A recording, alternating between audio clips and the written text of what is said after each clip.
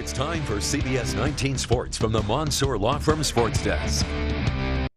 Hey, good evening, everyone. I'm Ashley Moore, and thanks so much for joining us in sports. Well, it's been a roller coaster of a year for the Chapel Hill Bulldogs. The team started off hot, winning 5 straight, then they went cold, losing 3 and a major change at quarterback. But as we all know, in life and definitely in sports, change is constant.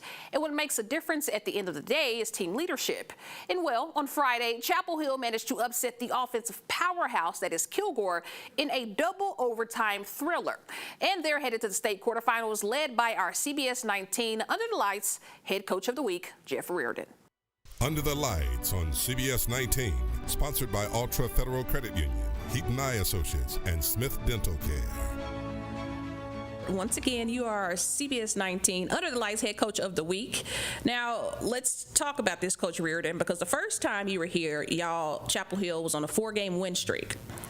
And then you won the 5th game, and then you lost 3 straight. But now you're back on a 5-game win streak, and at this point you have to continue the win streak to get to where you want to be. So let's talk about this up and down season that you've had this year. You know, I think it comes down to we had a few bad quarters of football, and that happens in football. And, you know, sometimes with 15, 16, 17, 18-year-old kids, when you lose one game, sometimes it beats you twice. And I think that's what happened. And we were on a 2-game losing streak going into the district championships house there in Kilgore with a freshman quarterback in his first start. So, you know, I think those 3 losses built some strength through rising through that adversity.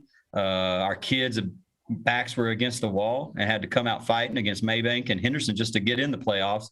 And here we are now in round 4, knocked off 2 district champions along the way, and playing really good football. Okay, so you mentioned your freshman quarterback, Demetrius Brisbane. He came in during that Palestine game, then had a very tough game against Kilgore. But since then, he has been lights out, leading your team as a freshman. What can you say about him so far this season? You know, Demetrius was our starting safety before we moved him to quarterback. So he had some games under his belt. He had been playing varsity football for the first 6 games of the season, and was coming in a limited role at quarterback, trying to get his feet wet, trying to make sure that he was ready in case our first quarterback did ever happen to go down. Really, this is his first experience being a starting quarterback at all. So it's very impressive to see what he's done. He gets better every week. He's very coachable, and you know, he's just a fun kid to coach. Okay, Coach, we talk about impressive. What's impressive is I was at this Kilgore Chapel Hill game this past Friday. For one, the crowd, I've never seen Rose Stadium so packed. I wish it was like that every Friday.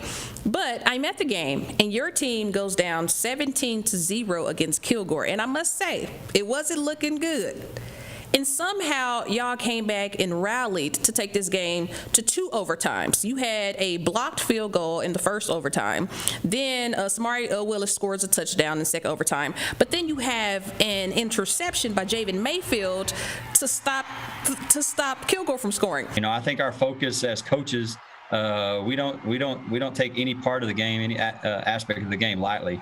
We spend just as much time on special teams as we do offense and defense. You know, every part of that, every aspect of the game is important on Friday nights. I've never seen a group of kids so resilient, you know, and I think the biggest part of it, to tell you the truth, is they love football and they love each other. So those teams are the ones that end up playing the longest because they love being at football practice. They love being around their teammates. And we have Ohana on the front of our practice jerseys, which means family. So they don't want to let the family down, and they want to try to keep this family together as long as we can. Well, Coach, I have nothing else to say after that. Congratulations on making it past the floor this year and headed into this next round versus Little Cypress, Morrisville. Nothing but the best of luck coming up on Friday. And congratulations once again for being our Coach of the Week. Thank you. Thanks for having me. Well, this is the Bulldogs' first trip to the state quarterfinals since 2013.